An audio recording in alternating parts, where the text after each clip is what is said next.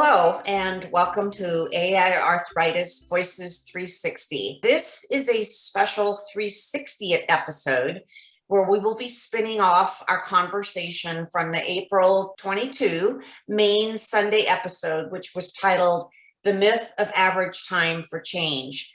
And in that episode, Tiffany, Deb, and John O'Brien, he is the CEO of the National Pharmaceutical Council, put the topic of advocacy or public policy on the table, specifically as it relates to the needs of the individual patient. So we are doing a breakout conversation today, or a 360 it, to expand the conversation to Medicare, Medicaid. My name is Patrice.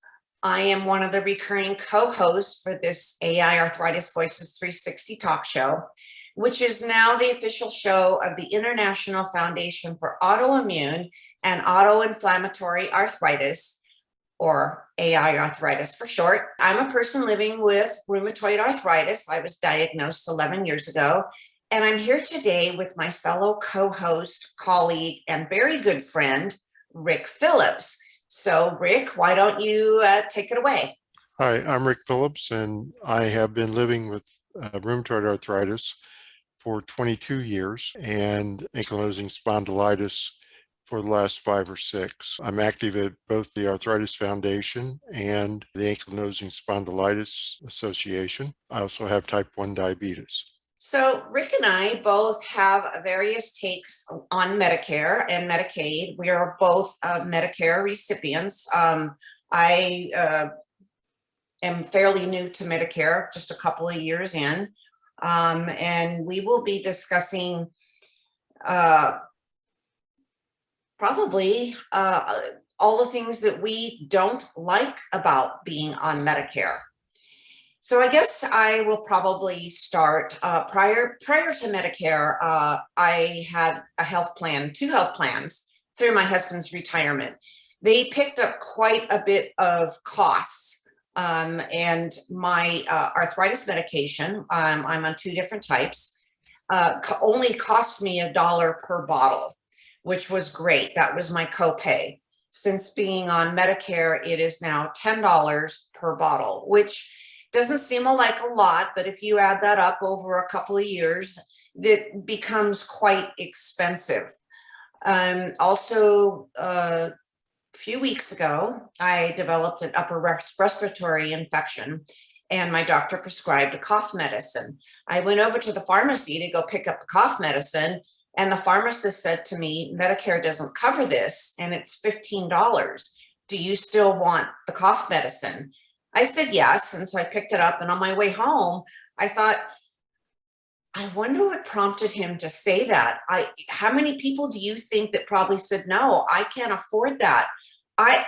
Myself, I can afford the $15, but what about the patient that $15 is what goes in their car for gas, or maybe that's towards another type of medication that they need? The out-of-pocket costs for Medicare are just ridiculous. 4 years ago, I was diagnosed with very severe hearing loss and ended up getting hearing aids in both ears. At the time, the both of them cost $3,600, and I was not on Medicare at the time, and my husband's insurance picked up a little bit of that, but still, every little bit helps. However, every 3 years, you need to be reevaluated with the another hearing test, and if your hearing is even worse, which I'm pretty sure mine is, you need to get new hearing aids. Well, Medicare doesn't cover hearing aids. Granted, it's not a life-saving medication, but it does go to the quality of life. So I am probably going to put off getting new hearing aids for a couple more years, but by then, who knows how much they will cost. I mean, like I said, originally it was $3,600. I don't know how much they are now, but so that is pretty much my take on Medicare, and I will let Rick tell his story. Well, the main issue I have is cost of biologics. Typically, typically people who come to Medicare and who are using biologic are paying a very low copay. And when we see the ads on TV, they'll say this medication pay as little as $1 a month or $5 a month or whatever. Well, when you get your first Medicare prescription of that medication, no matter what you have been using, when you get the first one, you might see that being $100, $200, even $500. And some people report that they clear their entire $3,400 copay in the first month using one of these biologics. It's not a stack. It's not spread out over time. In January, you pay that. And it's an insane problem. And people always say, well, but I saw on TV, you could get that for $5. Well, yeah, you can, except Medicare has a clause in it that doesn't allow pharma to subsidize any claim or service to the individual. Those claims and services are actually going back to the plan. So the plan itself is being subsidized by that amount, but the individual who's purchasing that medication doesn't see it. In fact, they pay the full boat, and it can be absolutely tragic.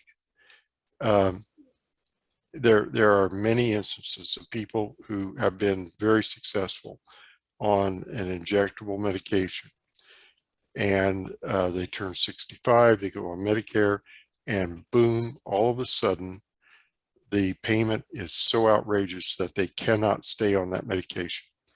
It is such that it's just completely unaffordable. And that's a policy issue. That is a policy problem that is wrapped up in the Medicare prescription benefit. And it's one that truly needs to be worked out. There are several ways to do it. The total cost could be lowered, of course. The rebate that's given back to the insurance company could be applied directly to the individual who's actually purchasing the medication, or even applied 50-50. The cost could be spread naturally over 6 or 12 months. So you don't have a singular one-time charge or two-time charge at the beginning of your plan year. It is crippling to somebody who is on fixed income, who may be relying on Medicare only for their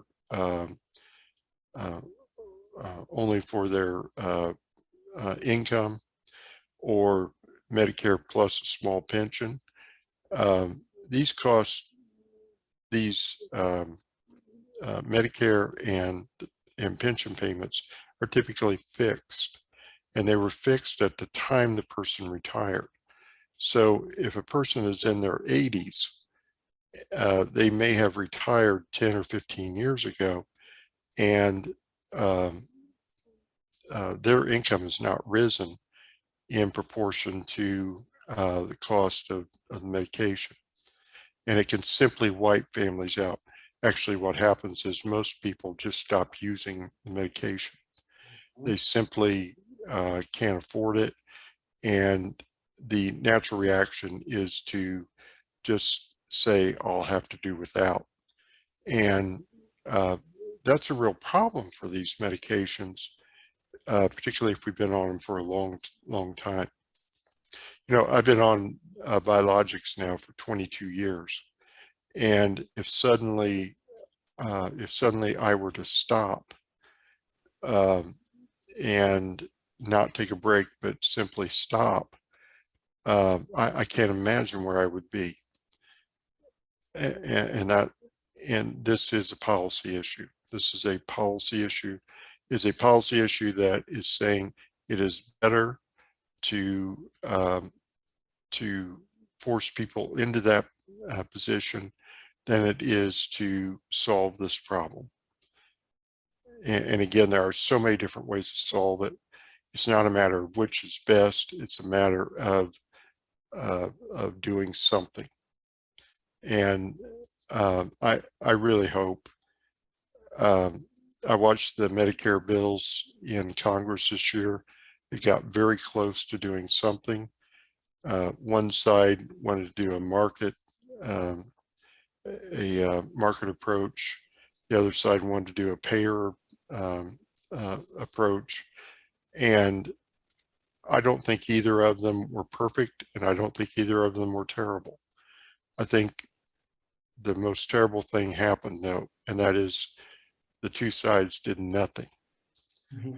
And that, to me, that is truly terrible. I so agree with you.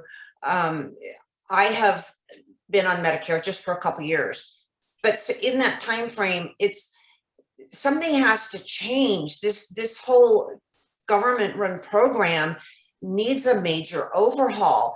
And I'm with you. Why can't our policymakers, our legislators, come together and at least get some sort of plan going, even if it's not perfect, even if it just solves part of this issue? It's better than nothing. It's better than what is going on right now with this program.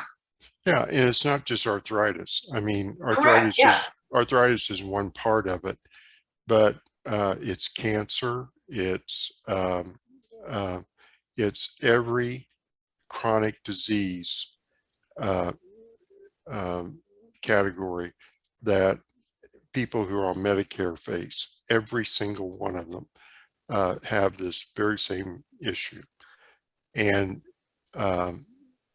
it's acknowledged by both sides. Both sides acknowledge that this is an issue. Again, it's not a matter of what you do. It's a matter of please do something, because it is such a major issue.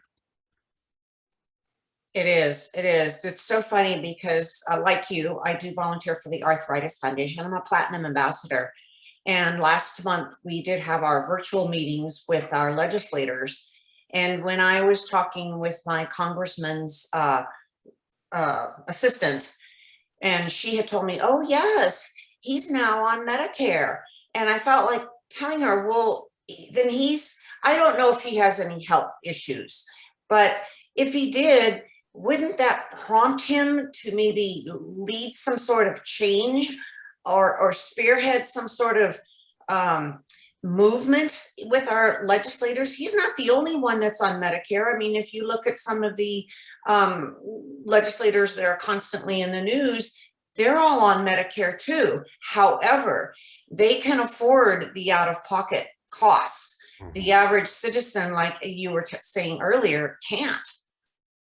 I know that my grandmother retired from working in like 35 years before her death. And as she aged, her health choices became more and more and more narrow, not because the services weren't available, but because she simply could not afford them. And it's tragic. It's tragic to present a person, she finally passed of cancer. It's tragic to present a person a list of options and have them say, well, I can't afford those 5, so we have to do something else. And I know in her case, the doctor said, well, we could go back and treat using something that we did 30 years ago. And the question was, is that effective? And he said, no, it's not. It's not of the same quality of treatment as what we're doing right now. Well, think about arthritis. If we had to turn back the clock before biologics, the arthritis population, the inflammatory arthritis population would be beset with no end to the troubles, absolutely no end to the troubles. And that's where arthritis is, that's where many people with arthritis come to, and that is where many people with other chronic diseases come to. Well, I think you and I could probably go on and on about this subject. There's no doubt about it. Thank you so much for being a part of this with me. You and I have collaborated on several other projects, and it's just wonderful to talk with you. Just because the conversation ends here today, it doesn't really mean that it ends at all. It's your turn, our audience, to pull up a seat at the table and join the conversation. So you can think about your story, what has happened in your life. Maybe not only just you, maybe it has been a family member or a loved one that has experienced what Rick and I have been going through.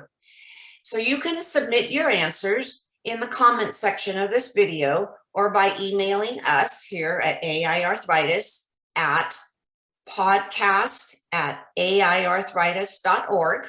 And also you can find this and all of our full episodes and 360ths at AiArthritis.org/talk show. And while you're there, please consider tipping the team with a donation, because your support helps us keep this show in production.